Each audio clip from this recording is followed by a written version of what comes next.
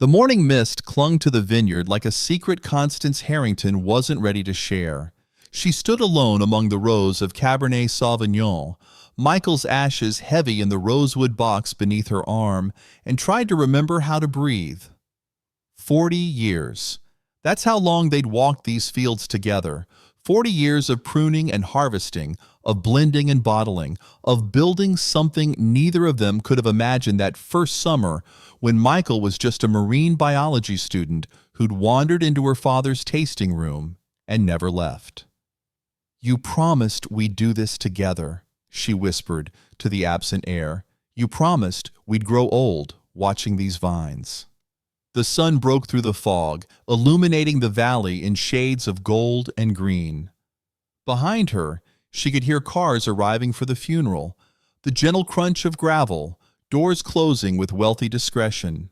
200 people would gather today to mourn Michael Harrington, beloved husband, devoted father, visionary vintner. They'd say kind things, they'd drink his wines, they'd leave before sunset. But Constance would stay. She always stayed. She scattered his ashes beneath the oldest vine on the property, the Cabernet her grandfather had planted in 1952. Michael had proposed to her here. Sebastian had taken his first steps in this dirt.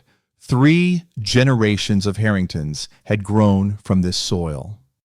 "I'll protect it," she promised the earth. "I'll protect what we built."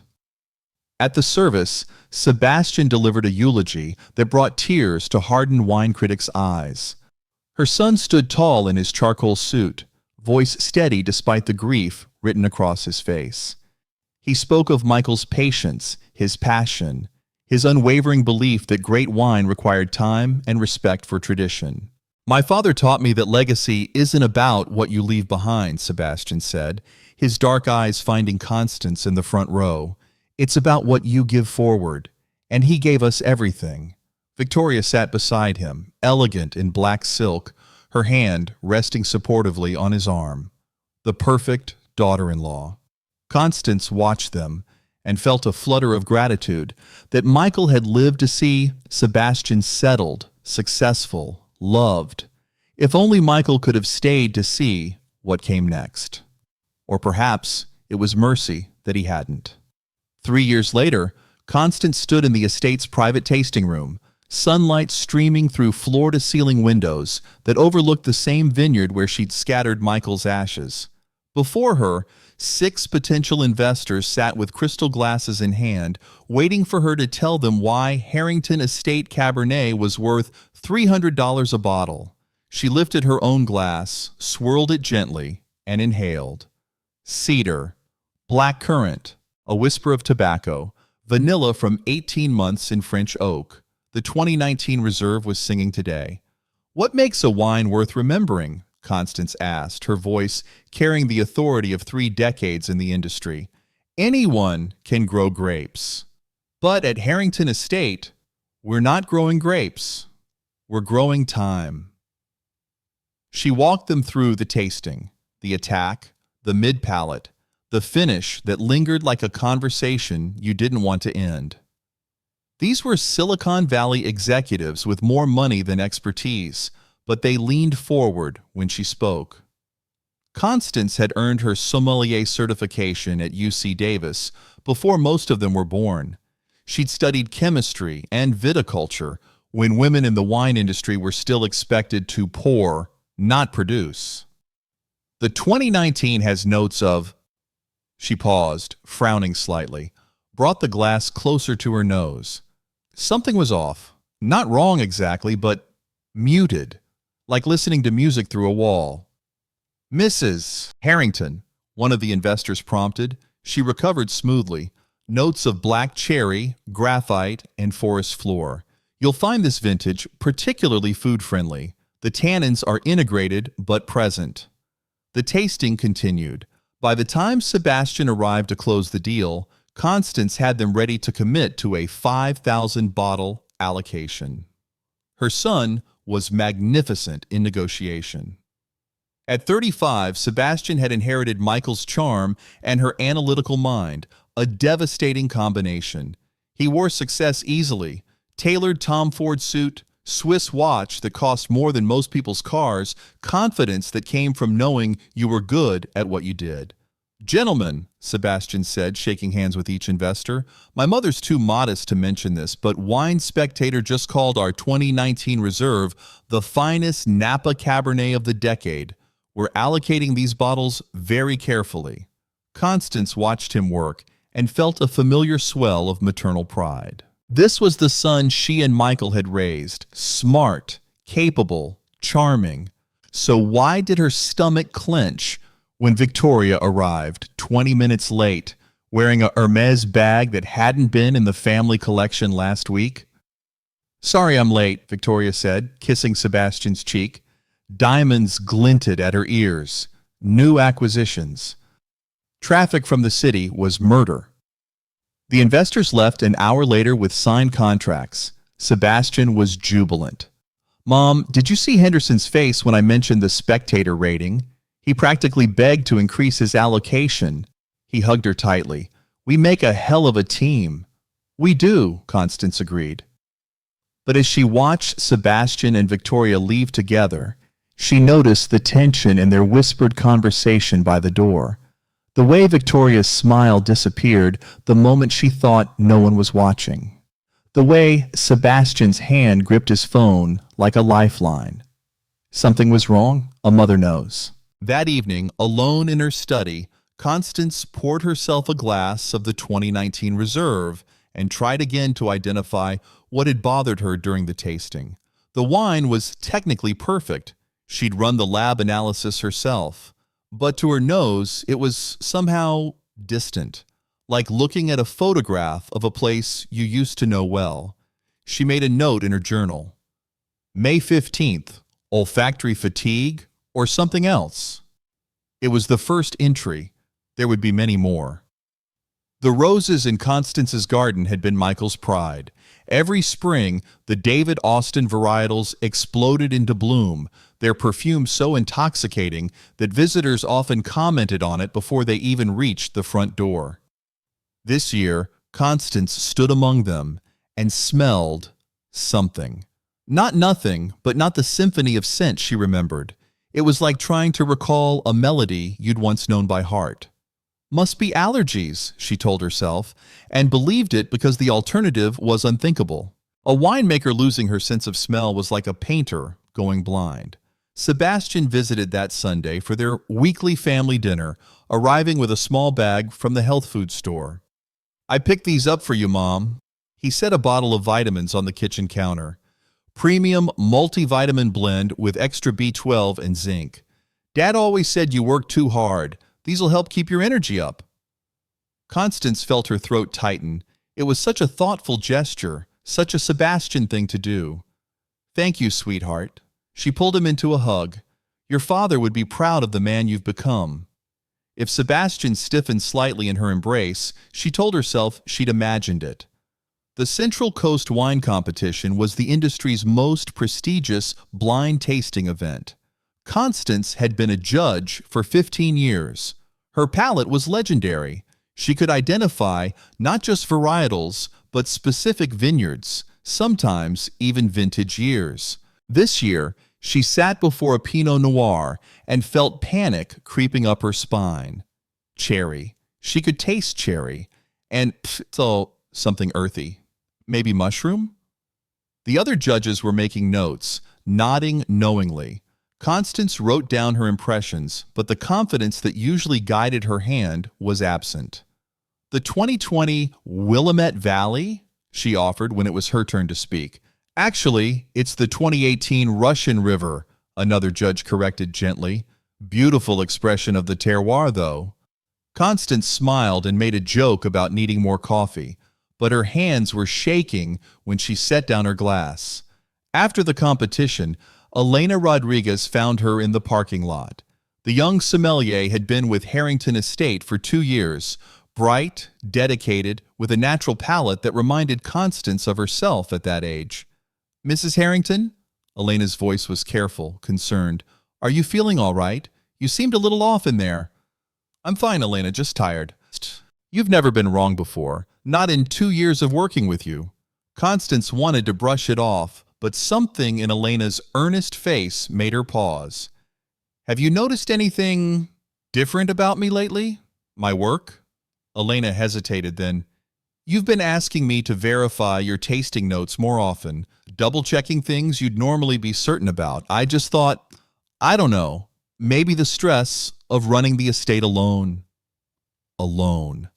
The word hit harder than it should have.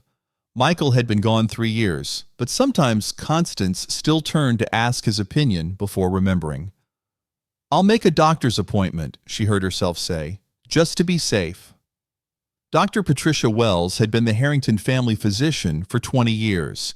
She ran blood panels, checked Constance's vitals, asked about stress levels and sleep patterns. "Everything looks normal," Dr. Wells said, reviewing the results. "Your numbers are actually excellent for 64. Blood pressure, cholesterol, thyroid, all perfect." "Then why can't I smell properly? Why is my sense of taste fading?" "Constance, age-related sensory decline is more common than you'd think. It's usually gradual, often stress-related. You've been through tremendous loss with Michael. You're running a multi-million-dollar business alone. Your body might be trying to tell you something." "What? That I should give up, retire? That you should rest, take care of yourself?" Dr. Wells' voice was kind but firm. "Maybe consider bringing Sebastian more fully into operations. He's more than capable." The suggestion made sense. Logical, reasonable. So why did every instinct in Constance's body resist? She was reaching for a bottle on the 4th shelf of the cellar when the dizziness hit. The room tilted, gravity became negotiable, and Constance grabbed for the ladder. Missed. She would have fallen 12 feet onto concrete if Sebastian hadn't caught her. "Mom, Jesus Christ!" His hands were strong under her arms, steadying her. "What the hell were you thinking, climbing up there alone?" "I'm fine. Just stood up too fast." "You're not fine. You could have died." Sebastian's face was pale, genuinely frightened. "This is exactly what I've been worried about. You're pushing yourself too hard." He helped her to a chair, got her water, wouldn't leave until she promised to stop working for the day, and then, gently, he brought it up again. "I think we should talk about the power of attorney, not to take over, just as a safety measure. So if something happens, the business doesn't fall apart. It's what Dad would have wanted." Dad? Sebastian always invoked Michael when he wanted something, and it always worked because Michael had been right about most things. "Let me think about it," Constance said. But that night, she started writing everything down. Week 1, roses smell faint, probably allergies. Week 3, missed Pinot identification at competition. First time in 15 years, concerning. Week 5, Dr. Wells says stress-related, recommended rest. Sebastian's vitamins making me feel worse, not better. Week 8, nearly fell in cellar, Sebastian saved me. He's right, I'm not as steady as I used to be, but something feels wrong. Symptoms worse after Sunday dinners. Is that pattern or paranoia? Financial note, checked estate accounts. Victoria's credit card charges up 40% last quarter. Designer purchases. Sebastian said they were entertaining clients. Sebastian's phone calls. He ends them when I enter the room. 3 times this week. Who doesn't he want me to hear? Constance stared at the words she'd written and felt shame burn through her. This was her son, her only child, the boy who delivered that beautiful eulogy for his father. She was letting grief and paranoia turn her into someone who suspected everyone. But then she remembered Michael's words spoken during a hostile takeover attempt 15 years ago. "Trust your instincts, Connie. They've never been wrong yet." Her instincts were screaming. She just didn't want to hear what they were saying. Elena Rodriguez had learned to trust her observations. Her mother had died of early-onset Alzheimer's when Elena was 23. She'd spent 2 years watching a brilliant, vibrant woman disappear into fog. She knew what cognitive decline looked like. This wasn't that. Mrs. Harrington wasn't forgetting things. She was losing sensory function in a pattern that didn't match any natural disease progression Elena had ever seen. And it had started suddenly. Not the gradual fade of aging, but an acute onset 8 weeks ago. 8 weeks ago, right when Sebastian had started visiting more frequently, right when he'd started bringing his mother vitamins. Elena told herself she was being ridiculous. Sebastian Harrington was devoted to his mother. Everyone said so, but Elena also remembered her cousin Marcus, the forensic accountant, telling her once, "The people you trust most are the ones who can hurt you worst. They have access."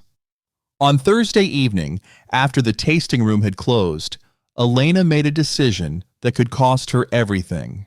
She accessed the estate's security footage, technically within her rights as floor manager, and reviewed the recordings from the past 2 months. Most of it was mundane. Staff meetings, deliveries, tourists in the tasting room. Then, she found it.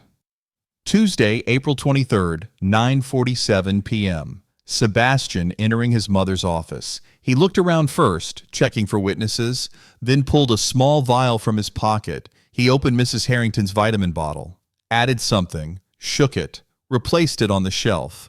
The whole thing took 45 seconds. Elena watched it 3 more times, her heart hammering. Then she copied the footage to a secure drive and sat in the dark office, trying to decide what to do. If she was wrong, she'd destroy an innocent man and lose her job.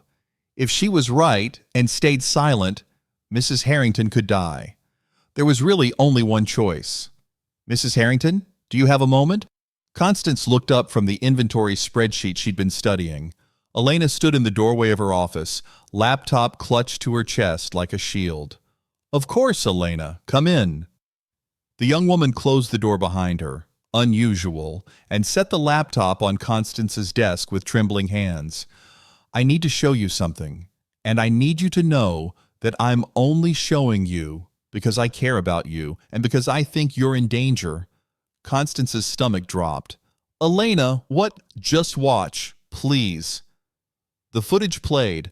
Constance watched her son, her baby, her only child, poison her vitamins with something from an unmarked vial. Watched him check over his shoulder like a criminal. Watched him leave with a face that showed no remorse, no hesitation.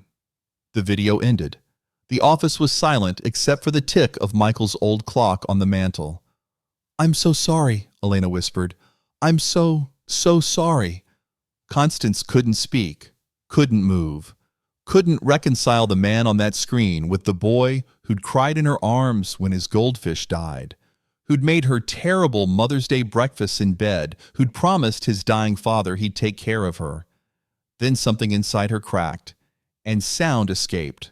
Not quite a sob, not quite a scream. Elena was around the desk in an instant, arms around her, and Constance broke. "Where did I fail him?" The words came out broken. "What did I do wrong? This isn't about you failing. This is about his choices." But it didn't feel that way. It felt like she'd missed something crucial. Some sign, some cry for help, some moment when she could have saved him from becoming whoever he'd become. After the tears stopped, after Elena had brought her water and tissues in gentle silence, Constance made herself think practically. "I need to know what he's giving me. I took photos of the vial brand last week when he left his jacket in the tasting room." Elena pulled up an image on her phone. I didn't know what it meant then, but Constance recognized the logo immediately. VentCorp Industrial Division. She'd seen it on chemical suppliers' catalogs. "I have a colleague at UC Davis," Constance heard herself say, voice steady despite the ice in her veins. "Someone I trust. We'll send the vitamins to her lab." "What about Sebastian?" "I'll keep taking them. Keep pretending I don't know." Constance met Elena's eyes. "If he realizes I've discovered him, he might destroy evidence, might accelerate whatever he's planning. That's dangerous. So is my son, apparently." The words hung in the air like smoke. Dr. Jennifer Martinez had been Constance's lab partner at UC Davis 40 years ago. Now she ran the university's analytical chemistry department. When Constance called in a favor, Jennifer didn't ask questions, just ran the analysis. The results came back 72 hours later. "Connie, what the hell are you involved in?" Jennifer's voice crackled over the phone. "These aren't vitamins. This is industrial chemistry." "Tell me." "Zinc chelator. It binds to zinc in your bloodstream and flushes it through your kidneys. Prolonged use causes zinc deficiency, which leads to loss of smell and taste. But that's not the worst part." Constance's hands tightened on the phone. "What's the worst part?" "There's also a sulfite receptor blocker. It's used in wine production testing, never meant for human consumption. It specifically targets the receptors that detect wine compounds. Whoever designed this knew exactly what they were doing. They were targeting a winemaker." The room spun. Constance sat down hard. "Is it permanent?"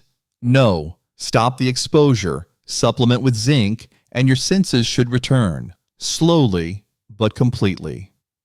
"But Constance," Jennifer's voice turned serious. "This level of sophistication? This wasn't amateur hour. Someone with serious chemistry knowledge designed this. Someone who wanted to destroy your ability to make wine without actually killing you." After she hung up, Constance sat in Michael's study and let the truth wash over her. Sebastian hadn't just decided to poison her on impulse. This was planned, designed, surgical. He had help, someone who knew chemistry, someone who understood wine production, someone who wanted to destroy not just Constance, but everything she'd built. The question was, who? Constance had access to every financial record in the estate. It was her company, her creation. She'd built Harrington Estate from 3 acres and a dream into a $120 million empire. She knew every number, every transaction, every penny. She just never had a reason to look at Sebastian's personal finances before. She trusted him. That ended tonight.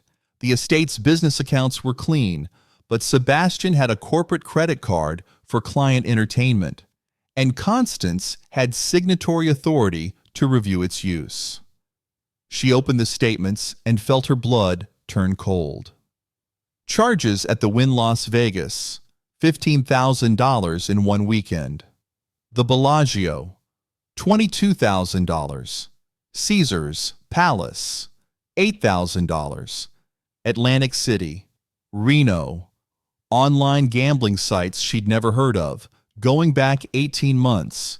She pulled up Sebastian and Victoria's joint bank accounts, something she technically shouldn't have access to, but Sebastian had added her as an authorized viewer when they'd first married, saying he had nothing to hide from his mother. He should have removed that access. The accounts showed a hemorrhage, money flowing out like blood from a wound, mortgage payments on a house Constance thought they'd paid off, credit cards maxed at combined limits of $400,000, and Victoria's charges, Hermes, Cartier, Gucci, Dior, tens of thousands every month on clothes, jewelry, accessories. They were drowning in debt while wearing designer life preservers. Constance pulled up Sebastian's business email next, another access point she'd forgotten she had. She searched for VintCorp. 17 messages. The most recent was from 3 days ago. From Sebastian Harrington to gvoss@vintcorp.com. Subject, timeline. She's getting worse. Dizzy spells twice this week. Doctor confirmed it's age-related decline. Perfect cover. Friday's board meeting. I'll have her sign then. After that, the estate is mine. Love you. Can't wait until we can stop hiding. It is. Constance read it 3 times. Then she read the previous messages, watching the conspiracy unfold in reverse chronological order. From gvoss@vintcorp.com to Sebastian Harrington. Subject, concerns. Don't lose your nerve now. Your mother has had a good life. She's 64, not 24. People retire. This just helps nature along. And once you control the estate, we can finally be together. Dad's willing to pay top dollar, $80 for the property and brand rights. You clear your debts, we get married, and you become CEO of VintCorp's premium division. All you have to do is get her to sign. The vitamins will do the rest. Gwendolyn, G. Voss. Constance searched the name. Gwendolyn Voss, age 36, VP of Acquisitions, VintCorp Industries, daughter of Garrett Morrison. The name hit Constance like a physical blow. 25 years ago, Garrett Morrison had been Constance's business partner. They'd started Harrington Estate together, Morrison providing capital, Constance providing expertise and land. They'd been friends, brothers almost, until Morrison wanted to expand aggressively, dilute the wine, mass produce. Strike while the market's hot, he'd said. That's not what we built this for, Constance had argued. We're making something special, something that lasts.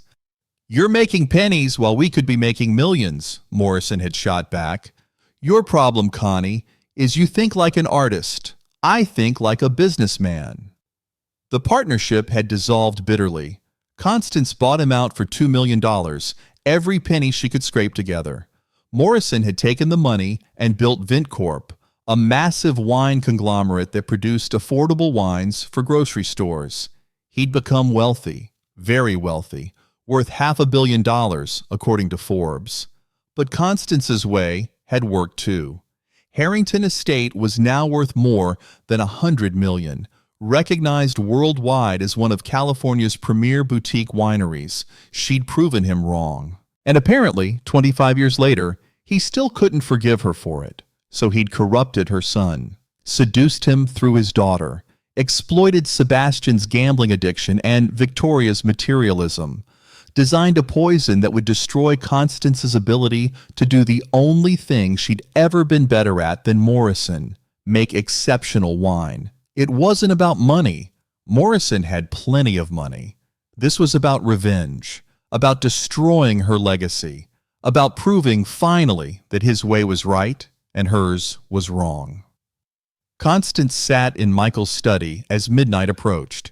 His photograph smiled at her from the desk, that picture from their 40th wedding anniversary, just months before he died. "Our son is trying to kill me," she said to the photograph. "Not quickly, slowly, carefully, and he's doing it for money and a woman he barely knows." The clock ticked. The house was silent. Somewhere in San Francisco, Sebastian and Victoria were probably sleeping peacefully in their designer sheets, dreaming of the wealth they'd steal. Constance picked up her phone and opened the messages with Sebastian. Their last exchange was from this morning. Sebastian: "Sunday dinner, I'll bring wine." Constance: "Of course, sweetheart. I'll make your favorite." Sebastian: "Love you, Mom." 3 simple words. Did he mean them? Had he ever meant them? Or had she raised a stranger who'd learned to say what she wanted to hear? "I can't save him," she whispered to Michael's photograph.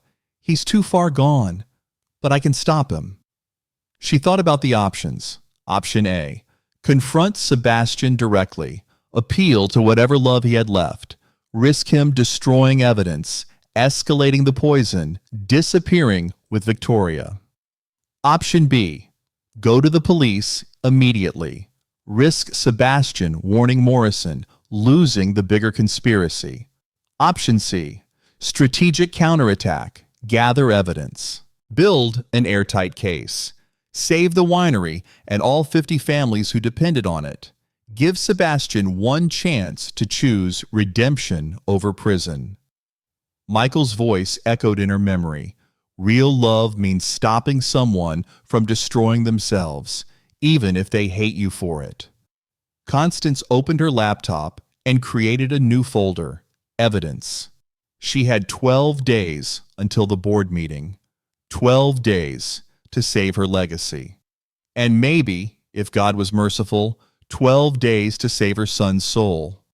She began to type, Investigation log, day 1. Subject, Sebastian Harrington. Co-conspirators, Gwendolyn Voss, Garrett Morrison, Victoria Harrington, extent of involvement unknown. Crime, conspiracy to commit fraud, attempted murder through poisoning, corporate espionage. Goal: build prosecutable case while protecting estate and employees. Personal goal: offer Sebastian choice between redemption and prosecution. Her hands were steady as she worked. The tears had stopped. In their place was something harder, colder, the part of her that had built a company from nothing, that had survived Michael's death, that had clawed her way to respect in an industry that didn't want women. Sebastian was her son. She'd always love him, but she'd be damned if she'd let him destroy what she and Michael had built. The investigation had begun. Constance stood before her bathroom mirror at 6 in the morning, studying her reflection with clinical detachment. Dark circles under her eyes, those were real, earned from 3 nights of minimal sleep. But everything else from this point forward would be performance. She shuffled slightly as she walked to the kitchen, let her hand shake as she poured coffee. When she lifted the cup to smell it, she made her face go blank, disappointed, as if the aroma that was actually returning to her senses remained absent. "I raised an actor," she murmured to the empty kitchen. "He learned from the best." The doorbell rang at 8. Sebastian, right on schedule for their Sunday breakfast tradition. "Morning, Mom." He kissed her cheek, and Constance had to suppress the urge to flinch. This was the same mouth that had told Gwendolyn Voss he loved her, the same lips that had smiled while poisoning his mother's vitamins. "Morning, sweetheart. I made your favorite, blueberry pancakes." "You didn't have to go to all that trouble." "It's no trouble." She set the plate before him with slightly trembling hands, calculated tremor, the kind he expected to see. "Although I have to admit I can barely smell them cooking anymore. The doctor says it's getting worse."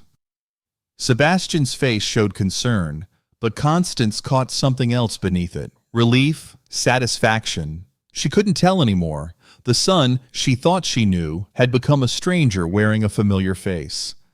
"Have you thought any more about the power of attorney?" he asked carefully, cutting into his pancakes. "I'm not trying to push, but if your symptoms are progressing, I have an appointment with the estate lawyer on Friday, after the board meeting." She let her voice crack slightly. "I hate admitting I can't do this alone anymore." "You're not alone, Mom. You have me." The lie sat between them like a third presence at the table. After Sebastian left, Constance poured the orange juice he'd brought, fresh squeezed, organic, packed with vitamins, down the sink. Then she took the supplements Dr. Patricia Wells had prescribed, medical-grade zinc, chelation therapy to flush the poison from her system, B-complex vitamins to support nerve regeneration. Within hours of stopping Sebastian's vitamins, she'd started to recover. It had been 5 days now.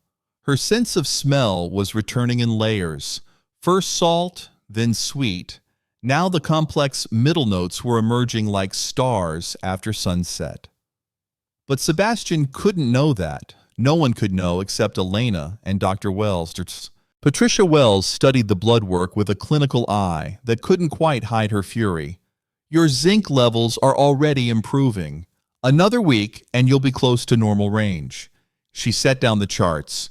"Constance, this is attempted murder. You need to go to the police." "I will, but I need more than just the poisoning." Constance leaned forward. "Sebastian didn't design this compound. Someone helped him. Someone with chemistry expertise and access to industrial chemicals. I need to know the full scope before I act." "What if he escalates? What if he realizes you're recovering?" "That's why I'm being careful." Constance pulled out her phone, showed Patricia the careful log she'd been keeping.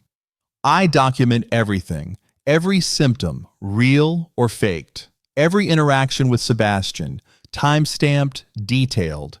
When this goes to trial, there won't be any doubt." Patricia signed the medical documentation Constance needed, official records showing the poisoning, the compounds used, the deliberate nature of the chemical cocktail.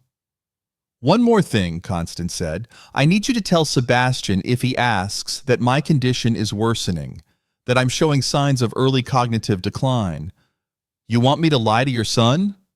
I want you to help me catch a criminal who happens to share my DNA. Patricia was quiet for a long moment.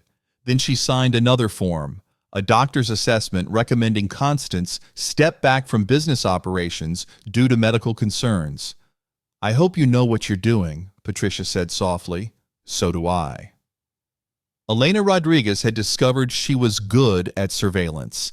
Maybe too good. She followed Sebastian through San Francisco with the casual invisibility of someone young enough to blend into crowds, unremarkable enough to be forgotten. Tuesday afternoon, Sebastian met a woman at an upscale restaurant in the financial district. Not Victoria. This woman was older, sharp-featured, wearing a power suit that screamed corporate executive. They sat close, intimate. The woman's hand covered Sebastian's across the table. Elena snapped photos from across the street. Wednesday evening, Sebastian drove to a VintCorp office building in Napa, stayed for 3 hours, left looking agitated, checking his phone constantly. More photos, timestamps, license plates. Thursday morning, Elena called her cousin Marcus, who worked as a forensic accountant for a white-collar crime firm in Sacramento. I need help tracking financial records, she said. How illegal are we talking? Elena, someone's poisoning my boss, Marcus. Her son. I have proof, but I need to know the money trail. Who paid for what? Where the chemicals came from? Who else is involved? Silence on the line. Then sorry. Send me what you have. If this is real, I'll help. But we do this carefully, legally. Anything we find has to be admissible in court. Elena sent him everything. The security footage, the photos, the vile images, the financial anomalies Constance had shared. Marcus called back 6 hours later. Jesus Christ, Elena, this isn't just family drama. This is organized corporate conspiracy. His voice was tight. The debt trail leads back to offshore casino operations. The chemical purchases trace to VintCorp's industrial division, and there's a shell company, Morrison Holdings LLC, that's been making payments to your Sebastian, monthly, for 18 months. How much? $50,000 a month. Consultant fees, allegedly. But Elena, Morrison Holdings is owned by Garrett Morrison. Does that name mean anything to you? Elena pulled up a web search, read the Wikipedia entry for Garrett Morrison, founder and CEO of VintCorp Industries, former business partner of Constance Harrington. Oh my God, Elena whispered. This is bigger than poisoning, Marcus said. This is corporate espionage, fraud, conspiracy. You need to get Mrs. Harrington to the FBI, not just local police. She wants to handle it carefully. Her son is a criminal, Elena. I know that's hard, but you need to be clear-eyed about this. After she hung up, Elena sat in her car outside the VintCorp building and tried to reconcile the Sebastian Harrington she thought she knew, charming, professional, devoted son, with the man in these photographs. The man who'd sold out his mother for monthly payments and a mistress. Her phone buzzed. A text from an unknown number. Stop following me. You don't understand what you're getting into. For your own safety, walk away. Selena's hands shook as she screenshot the message, added it to the evidence file, and texted back, I understand exactly what I'm getting into. The question is, do you? She drove back to Harrington Estate and found Constance in the lab running chemical analyses on wine samples, work she'd told Sebastian she could no longer do. We have a problem, Elena said, and showed her the text. Constance read it twice. Her face went very still. He's scared. Good. Scared people make mistakes. He's also dangerous. I know. That's why we're going to move faster. Constance sat in the Napa County Hall of Records, scrolling through 25 years of public business filings. The librarian had given her a curious look. Most people did this research online now, but Constance wanted the paper trail, something tangible she could hold. The Morrison-Harrington Partnership Dissolution, dated March 15, 1999. She read through the legalese with the detachment of a surgeon examining an old wound. Whereas Garrett Morrison and Constance Harrington acknowledge irreconcilable differences in business philosophy and operational methodology. She remembered the screaming match in this very building. Morrison, red-faced, slamming his fist on the counter. "You'll regret this, Connie. You'll regret choosing sentiment over profit." She'd bought him out for $2 million, everything she had, plus loans she'd spent a decade repaying.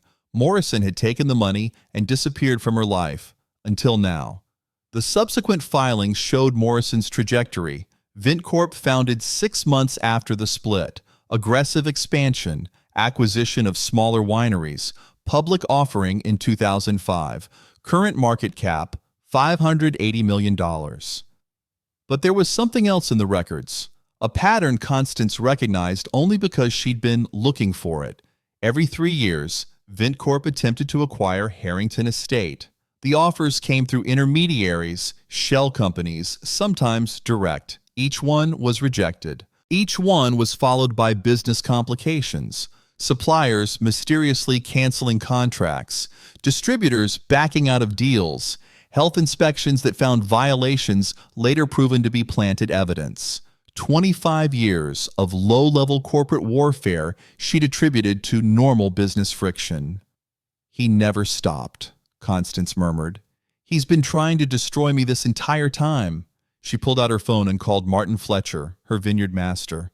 "Martin, I need you to think back. 25 years. Every problem we've had with suppliers, distributors, anyone. I need a list." "Connie, I know it's a lot, but I think Garrett Morrison has been sabotaging us for decades. I need to prove it." Martin was quiet for a long moment. "I'll pull the records, but Connie, why now? Why would he escalate after all these years?" "Because I'm vulnerable now. Michael's gone. I'm aging. And Morrison finally found a way to hurt me that doesn't leave fingerprints." Her voice cracked despite her best efforts. "He corrupted my son." Marcus sent the financial analysis at midnight. Elena forwarded it to Constance with a message. "You need to read this, all of it."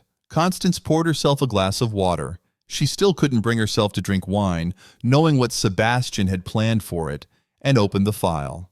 Morrison Holdings LLC, Financial Analysis. The document was 47 pages of forensic accounting, but the summary was devastating. Sebastian had been receiving payments from Morrison Holdings for 18 months. Total received $900,000. Payments labeled as consulting fees, but no actual consulting work documented. Separate payments to Victoria Harrington's personal account, $200,000 over 6 months. Chemical purchases from VintCorp Industrial Division matching the compounds found in Constance's vitamins. Email correspondence between Sebastian and Gwendolyn Voss dating back 22 months. 22 months. Before Michael died. They'd been planning this while her husband was still alive. Constance clicked through the attached email cache that Marcus had somehow obtained. The correspondence painted a picture of seduction, manipulation, and premeditated destruction. From Gwendolyn Voss to Sebastian Harrington. Date March 12, 2023. Subject, finally. "Sebastian, last night was everything I hoped it would be. You have no idea how long I've wanted you, how long I've watched you from across boardrooms, wanted to reach out, touch you, tell you the truth. My father talks about your mother constantly, how she stole his dream, his future, how she's built an empire on his ideas while he had to start over from nothing. He's never forgiven her. But when I look at you, I see something different. I see a brilliant man trapped in his mother's shadow. A man who deserves his own legacy. What if we could help each other? What if we could give you the freedom you deserve and give my father the closure he needs? Think about it. We could be extraordinary together. All my love, G." The next emails showed the relationship deepening, the conspiracy taking shape. Gwendolyn suggesting the poison. Gentle, untraceable, just enough to make her doubt herself. Sebastian initially resistant, then gradually convinced. From Sebastian Harrington to Gwendolyn Voss. Date August 3, 2023. Subject, the plan. I can't believe I'm even considering this. She's my mother. But you're right about everything else. I'm 3.8 million in debt. Victoria will leave me if I can't maintain our lifestyle. My mother refuses to modernize the business. We could be making 3 times what we make now if she just listened to actual market research instead of her instincts. And she's 64. People retire at 64. This would just help nature along. Give her a peaceful exit so she can enjoy her final years without stress. I'm not a monster. I just want what's fair. If we do this, I need guarantees. In writing. The guarantees were in the next email. 80% for the estate, split 60-40 between Morrison and Sebastian. CEO position at VintCorp's premium division for Sebastian. Marriage to Gwendolyn. Once an appropriate mourning period has passed, it was all there, every ugly detail, every rationalization, every step of the corruption. But the worst email came near the end of the cache. From Gwendolyn Voss to Sebastian Harrington. Date, 2 weeks ago. Subject, insurance. Darling, don't be angry, but I need you to know I've been recording our conversations. Not because I don't trust you, I trust you completely. But my father insists on insurance. Too many business deals have gone south because someone got cold feet. The recordings are safe. No one will ever hear them unless you do something stupid like try to back out now. We're too close, baby. Friday the board meets. Friday you get your mother to sign. Friday we're free. And then, my love, we can finally stop hiding. Forever yours, G. Constance set down her phone with hands that had started shaking again, not from poison this time, but from rage. Gwendolyn Voss had been using Sebastian from the beginning. The seduction, the love, the promises, all manipulation. She'd recorded him confessing to conspiracy, to poisoning, to fraud. She had leverage. Sebastian thought he was in love. He was really just another weapon in Garrett Morrison's 25-year war against Constance. Her son wasn't just a criminal. He was a fool. Constance requested a private meeting with her daughter-in-law. Victoria arrived at a coffee shop in Yountville looking nervous, her designer handbag clutched like a shield. Constance, I don't understand why we couldn't meet at the house. Sit down, Victoria. Something in Constance's voice made Victoria obey immediately. Constance slid a manila folder across the table. That's evidence of your financial fraud, your knowledge of Sebastian's conspiracy, and your complicity in attempted murder. I could have you arrested today. Victoria's face went white. I didn't. It wasn't. Don't lie to me. You knew about the poison. You knew about Gwendolyn. You've been taking monthly payments from Morrison Holdings to keep quiet. Constance's voice was surgical, precise. You're an accessory to attempted murder. I didn't think it would actually hurt you. Victoria's composure crumbled. Gwendolyn said it was harmless, just enough to make you confused so you'd retire peacefully. She said you'd be happier not working so hard. And you believe that? Or did you just not care, as long as you got your Hermes bags? Victoria flinched as if slapped. Tears started rolling down her carefully made-up face, creating tracks through foundation that probably cost more than most people's weekly groceries. I'm trapped, Victoria whispered. Sebastian's gambling debts. They're worse than you know. We're being threatened. Men came to the house. They said if we don't pay, they'll... She broke off, shaking. Constance felt her rage waver slightly. Victoria wasn't evil. She was weak, materialistic, and terrified, but not evil. I'm going to offer you a choice, Constance said carefully. Help me build a case against Sebastian and Morrison. Testify honestly about what you know, and I'll help you get a divorce, protect you from Sebastian's creditors, and make sure you're not charged as an accessory. You'd help me? After what I'd help you leave my son before he destroys you too. Because, Victoria, they're planning to dispose of you as well. Once Sebastian gets control of the estate, Gwendolyn expects him to leave you. It's in the emails. She showed Victoria the correspondence. watched her daughter-in-law read the casual dismissal of her marriage, her future, her worth. "He's leaving me for her?" Victoria's voice was small, broken. "After everything after all the—" "You were both being used. The difference is you can still choose to do the right thing." Victoria was quiet for a long time. Then, "What do you need from me?" "Everything you know, every conversation, every meeting, every detail. Recorded testimony, if you're willing." "And you'll really protect me?" "I'll really protect you," Constance said. "But, Victoria, this is your only chance. If you warn Sebastian, if you go back to him, I'll prosecute you with everything I have." Victoria nodded slowly. "I'll do it. I'll help."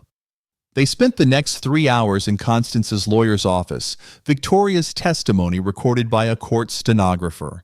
She detailed how Gwendolyn had approached her first, 9 months ago, offering money to look the other way, while Sebastian helped his mother transition to retirement.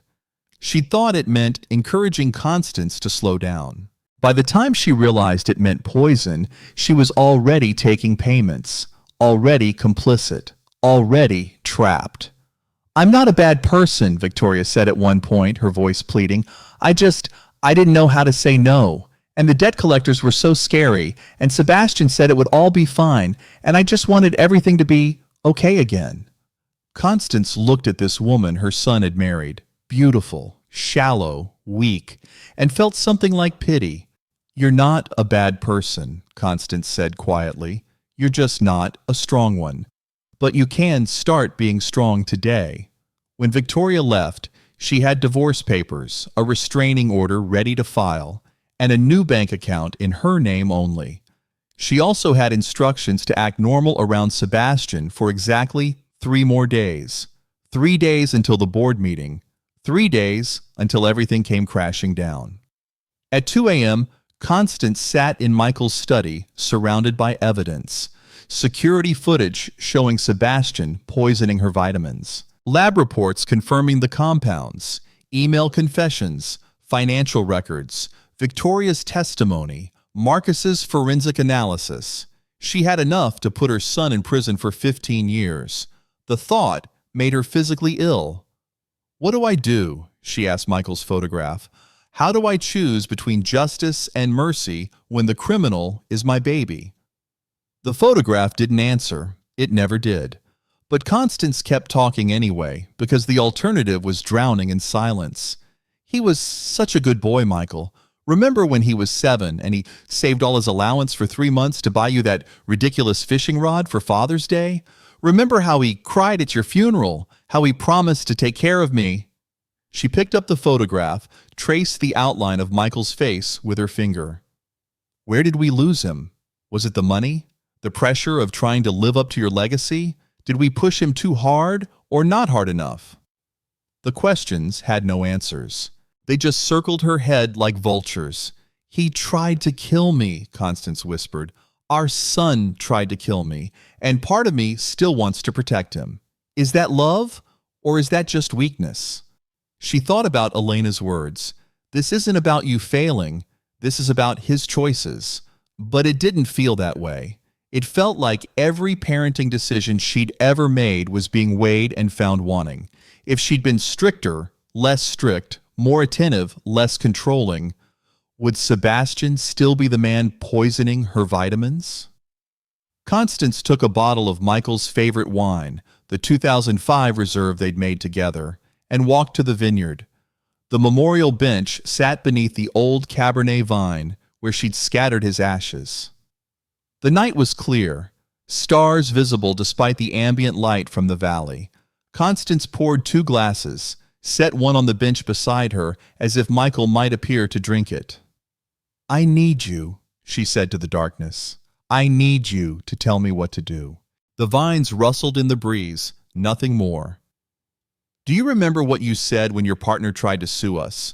When Donald claimed we'd stolen his vineyard techniques?" Constance took a sip of wine. Her senses had returned enough to taste it properly now. The cassis, the tobacco, the hint of cedar that was Michael's signature. "You said, real love means stopping someone from destroying themselves, even if they hate you for it." She set down her glass. You were talking about Donald's alcoholism, how we had to fire him, even though he'd been with us from the start, because letting him stay meant enabling his destruction. Another memory surfaced. Michael at Sebastian's high school graduation, proud but serious. The hardest part of being a parent, Michael had said, is knowing when to catch them and when to let them fall. You can't protect them from every consequence. That's not love. That's suffocation. Constance closed her eyes. So I let him fall? I let our son go to prison? The wind moved through the vines, and for a moment, Constance could almost hear Michael's voice. You save him by stopping him. You let him face consequences because that's the only way he learns what his choices actually cost. But what if he doesn't learn? What if prison just makes him harder, angrier? What if I lose him forever? Then you lose him. But at least you didn't let him become a murderer. At least you gave him a chance. Constance didn't know if the voice was memory, imagination, or something more. It didn't matter. She knew what she had to do. The next morning, Constance called Detective James Porter. He arrived at the estate within an hour, an old friend of Michael's, someone who'd been to a dozen family barbecues, who taught Sebastian to fish when he was 10.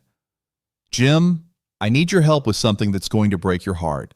She showed him everything. Watched his face cycle through disbelief, horror, rage, and finally, professional detachment. Jesus Christ, Connie. Your own son. My own son, she confirmed. Porter spent 2 hours reviewing the evidence. When he finished, he looked 10 years older. This is solid. With Victoria's testimony and the forensic evidence, we can prosecute Sebastian for conspiracy to commit murder, fraud, corporate espionage. Morrison gets hit with organized crime charges, his daughter as an accomplice. They're all looking at serious time. I want to offer Sebastian a choice. Porter's eyes sharpened. What kind of choice? If he cooperates fully, testifies against Morrison, provides evidence, accepts responsibility, I'll support a plea deal.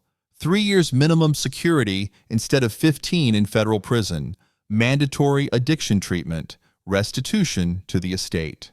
And when he gets out, the possibility of rebuilding some kind of relationship. You'd let him off of that easy? Is it easy? Constance asked quietly. He loses his freedom, his reputation, his marriage. He faces what he's done. He gets help for the gambling addiction that started this spiral. That's not mercy. That's accountability with the possibility of redemption.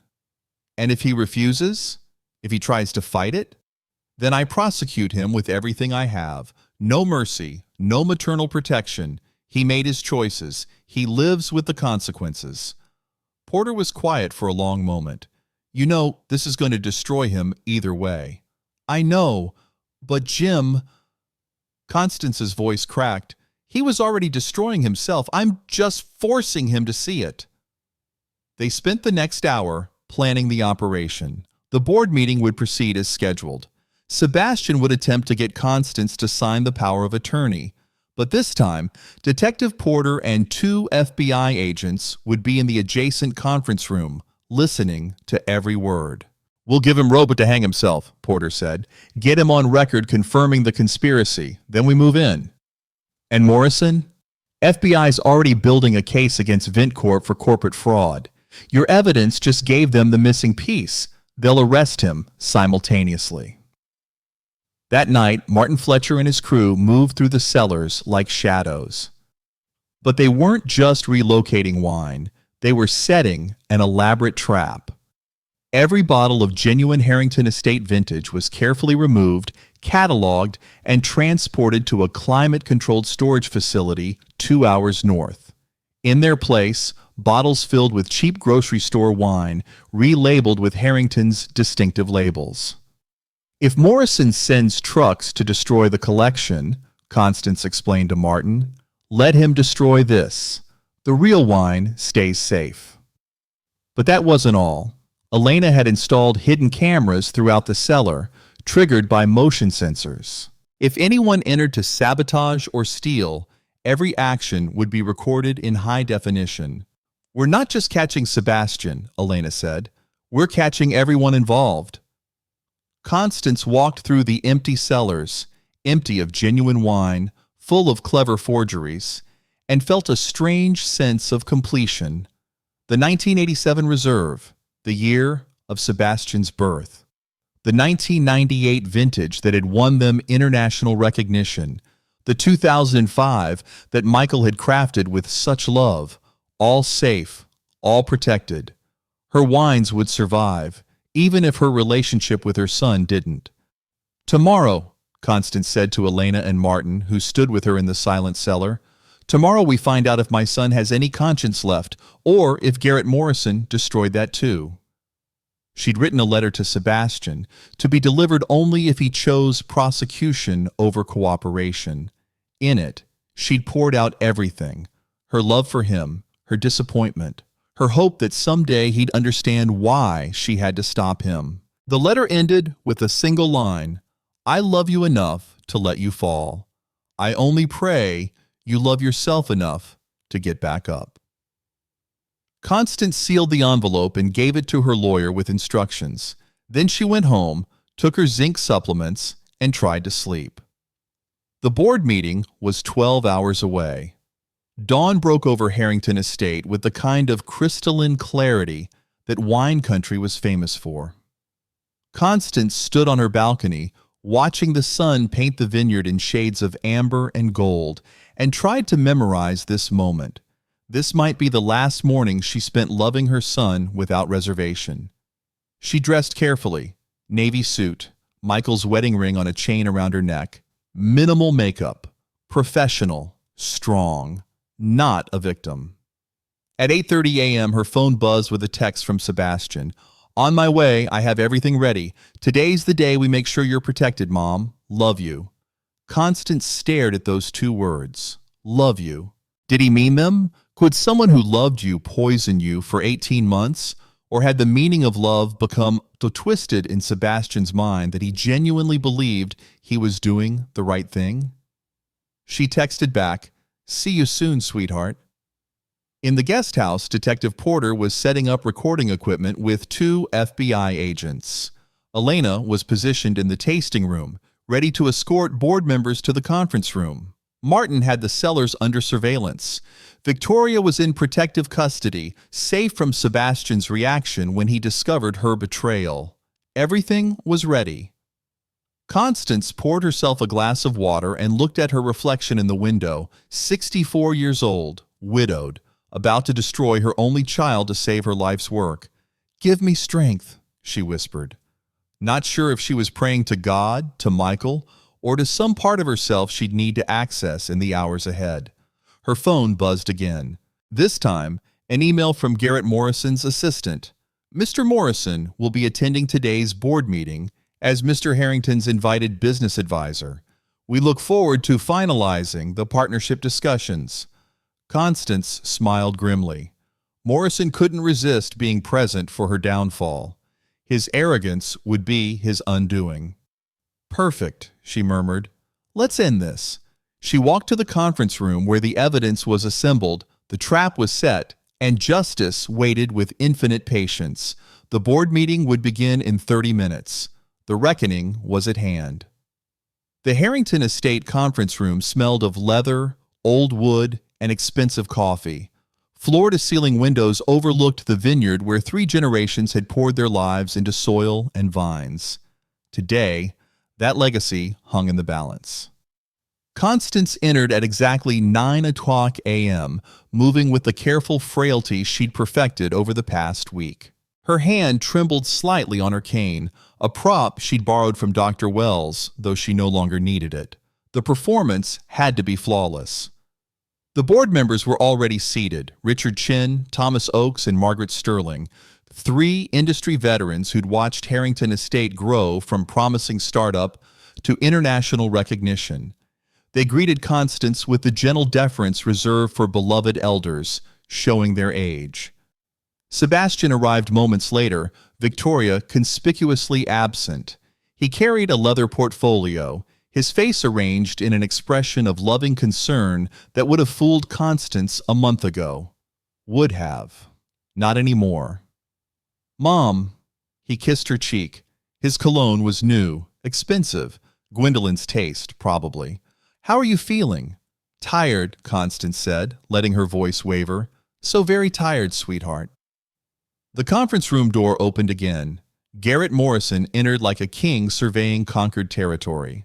25 years had refined him, the rough edges smoothed by wealth, the anger polished into cold confidence.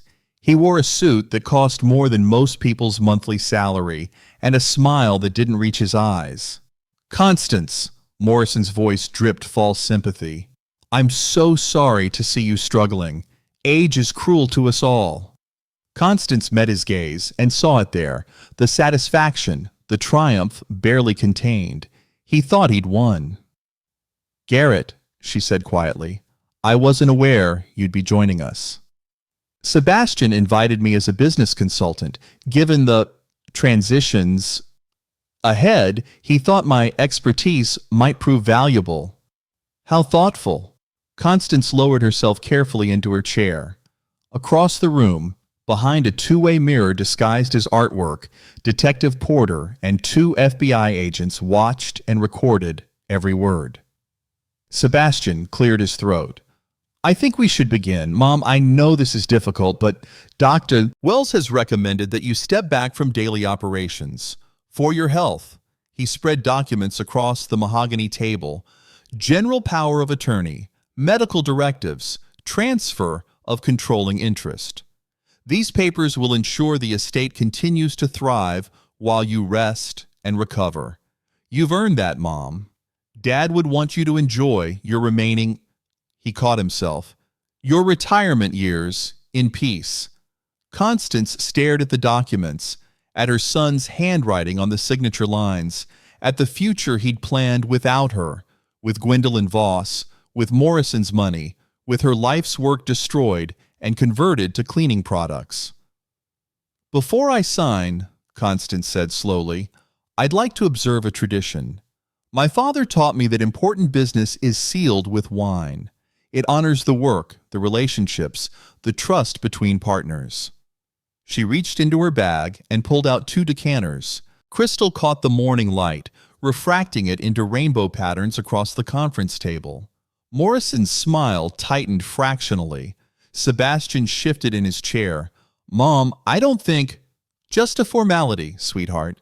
Constance's voice was gentle, grandmotherly. "After all, if we're transitioning the estate, everyone should understand what makes Harrington wines special." She poured from the first decanter into glasses for Richard, Thomas, and Margaret. "This is our 2020 reserve. Tell me what you smell." Richard lifted his glass, inhaled professionally. "Black cherry, definitely. Some cedar. Touch of vanilla from the oak aging. Beautiful balance."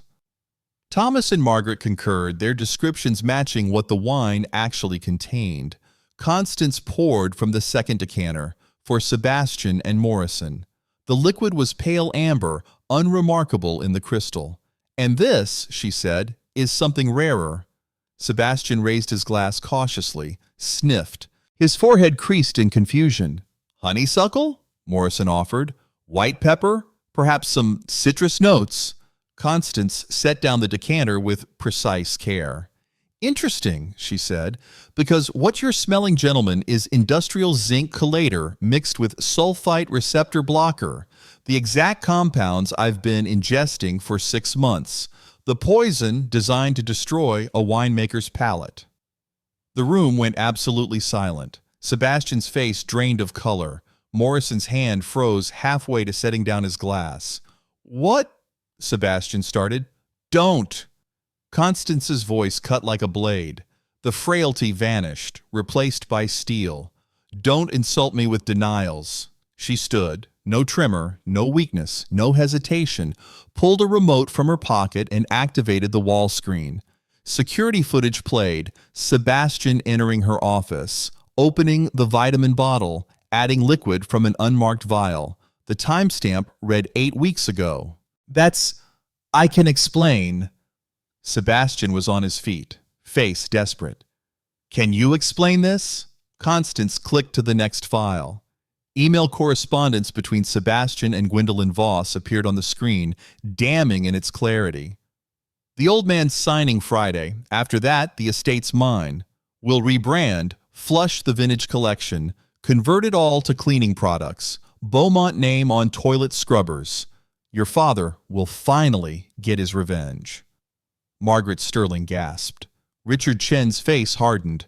Thomas Oakes reached for his phone. Morrison recovered first, smooth as ever.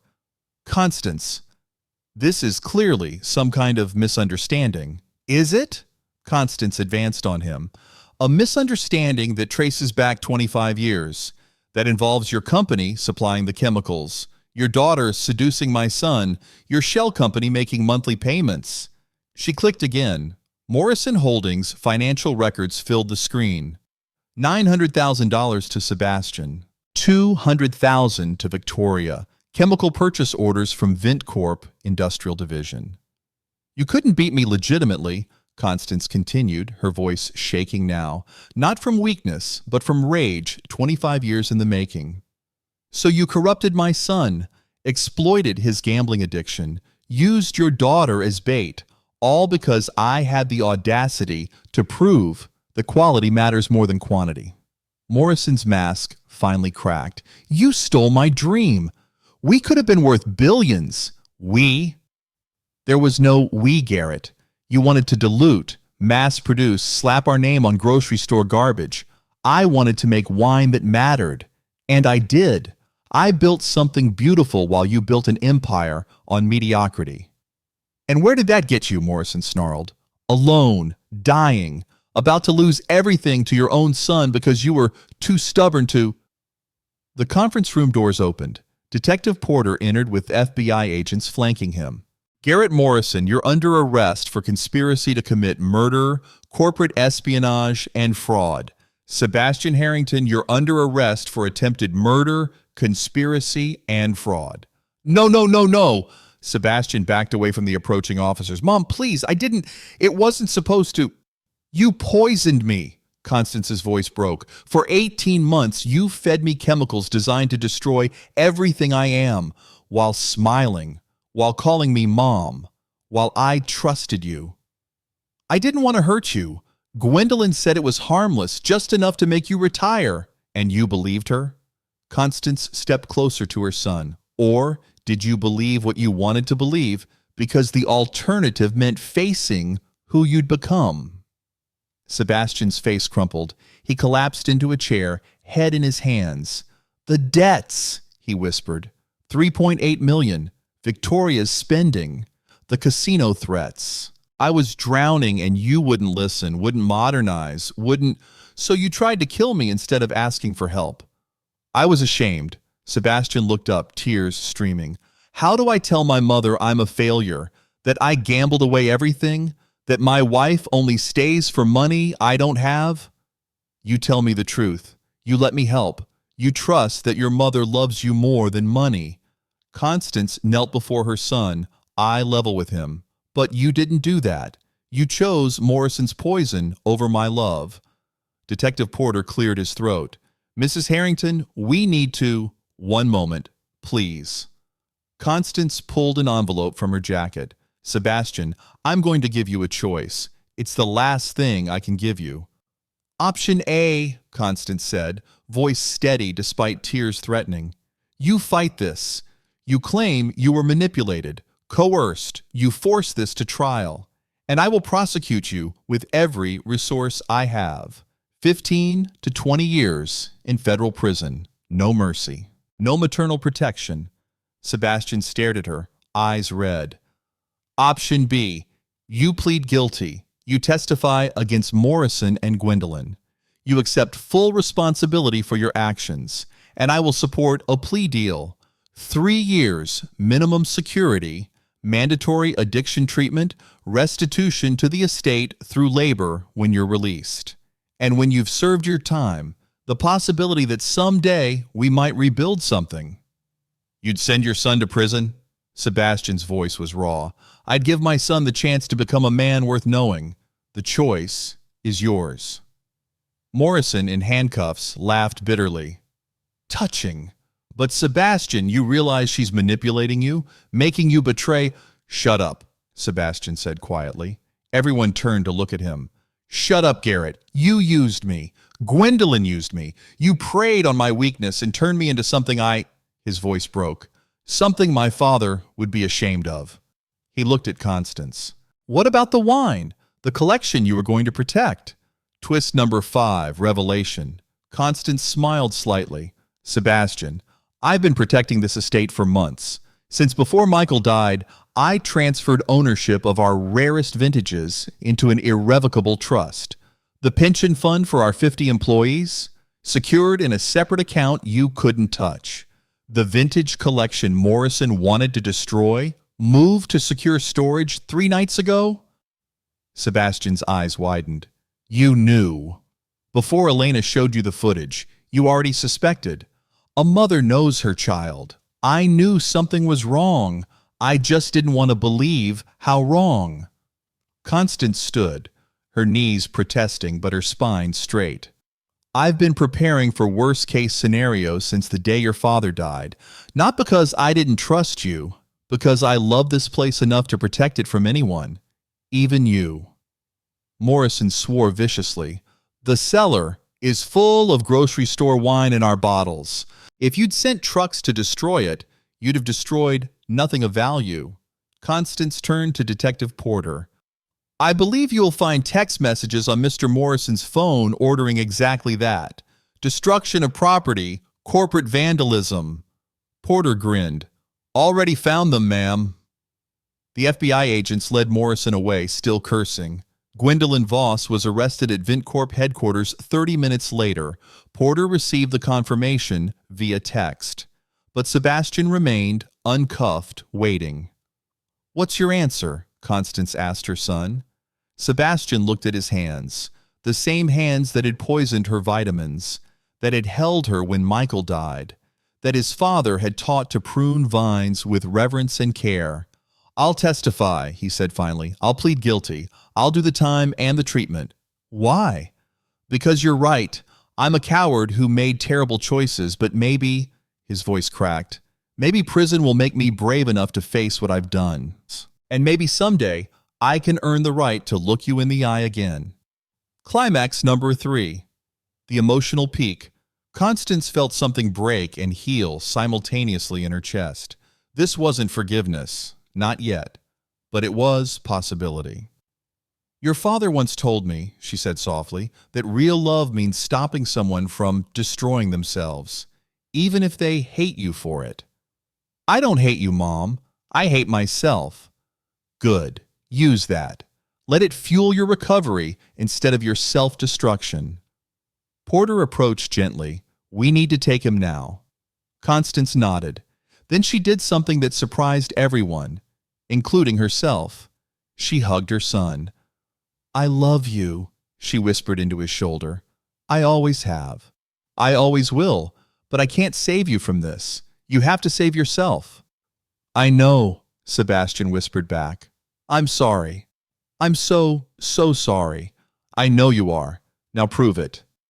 They took him away. Constance watched her only child escorted out in handcuffs and felt the weight of every choice that had led to this moment. Richard Chen approached cautiously.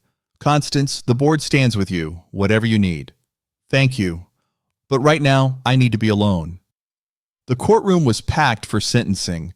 Garrett Morrison received 18 years federal prison, conspiracy, attempted murder, corporate fraud, destruction of evidence. VintCorp collapsed within weeks, its stock worthless, its empire built on manipulation crumbling to dust. Gwendolyn Voss received 8 years as an accomplice. The recordings she'd made of Sebastian proved her own guilt more than his. Victoria was granted immunity for her testimony. The divorce was finalized. Constance helped her find a job at a rival winery, entry-level work that Victoria approached with surprising dedication. Sometimes, weakness could be transformed into strength given the right circumstances. Sebastian pleaded guilty. 3 years minimum security as negotiated. Constance attended his sentencing, sat in the front row, and watched her son accept responsibility for the first time in his life. "Your Honor," Sebastian said when given the chance to speak, "I have no excuses. I poisoned my mother for money. I betrayed her trust, her love, everything she and my father built. I deserve every day of the sentence you give me, and I'll spend the rest of my life trying to become someone worthy of her forgiveness." The judge was not gentle, but he honored the plea agreement. 3 years, treatment, supervised probation afterward. Outside the courthouse, Elena found Constance staring at the sky. "You okay?" "I buried my son today," Constance said quietly. "Not literally, but the Sebastian I raised, he's gone. The man who might emerge from prison, I don't know him yet. Maybe that's okay. Maybe you'll both get to meet each other new." 9 months after the arrests, Constance stood in the vineyard at dawn with Elena Rodriguez beside her. The younger woman now wore the title of VP of Operations, earned, not given. "How do you know when grapes are ready?" Elena asked, notebook in hand. Constance touched a cluster, felt its weight.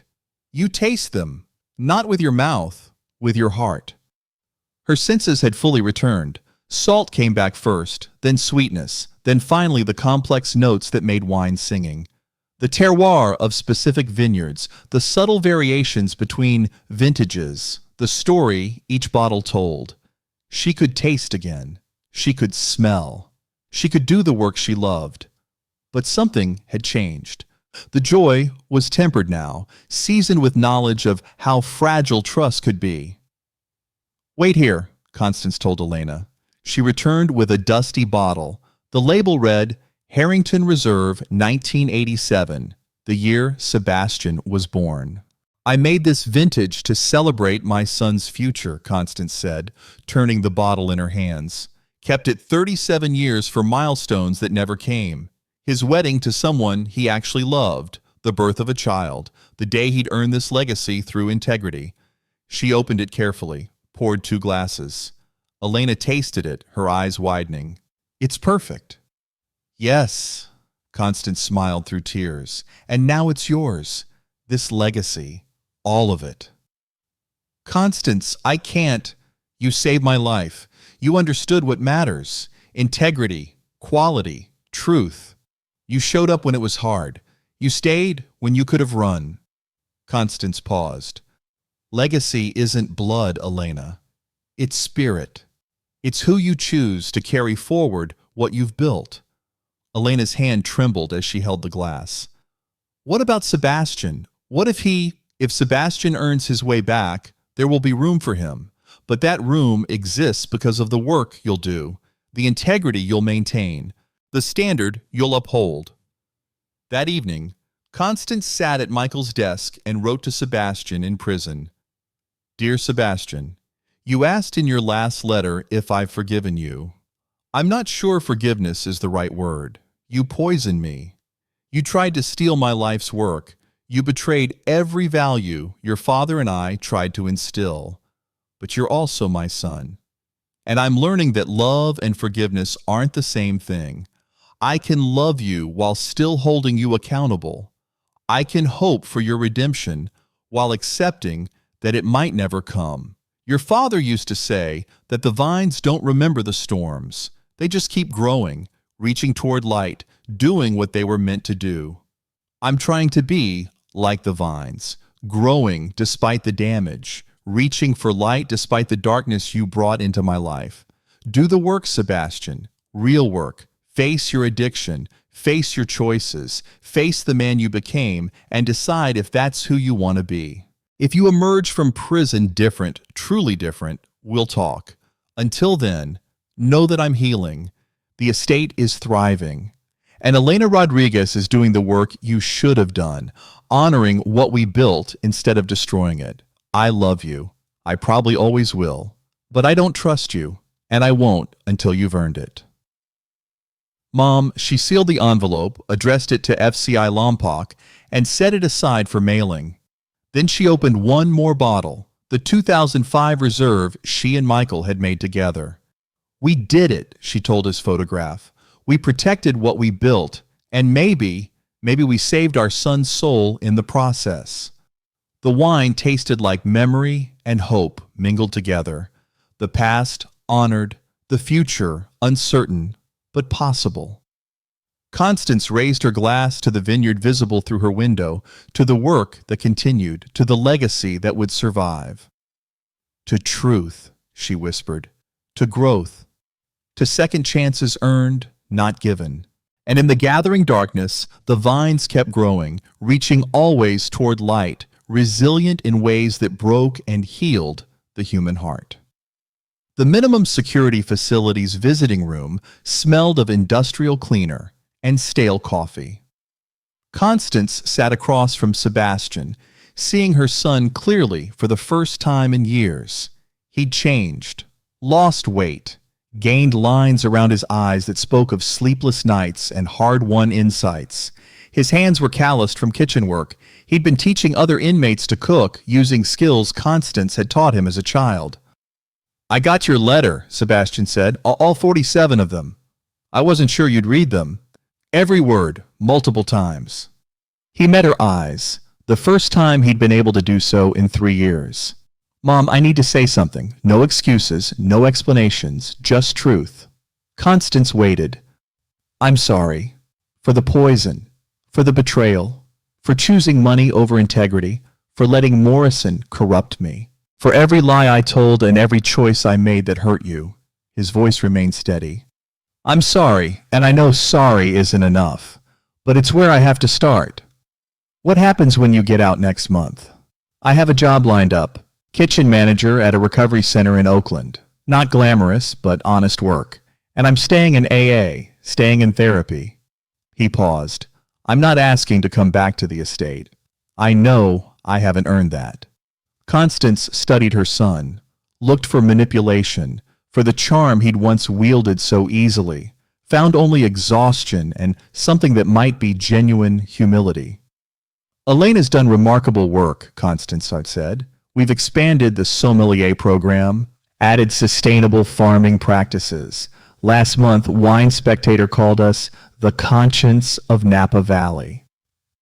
"I read the article. You sent it." Sebastian smiled slightly. "I'm proud of you, of what you've protected." "Your father would have been proud of you too." Not for what you did, but for facing it. They sat in silence for a moment, then Constance reached across the table and took her son's hand. "When you get out, come to Sunday dinner, not to work, not to ask for anything, just to be my son, and we'll see where it goes from there." Sebastian's eyes filled with tears. "I'd like that." "So would I." It wasn't redemption, not yet, but it was a beginning. And sometimes, Constance had learned, beginnings were enough. The vines kept growing, the wine kept flowing, and a mother kept hoping that love, tempered by truth and strengthened by accountability, might be the finest vintage of all.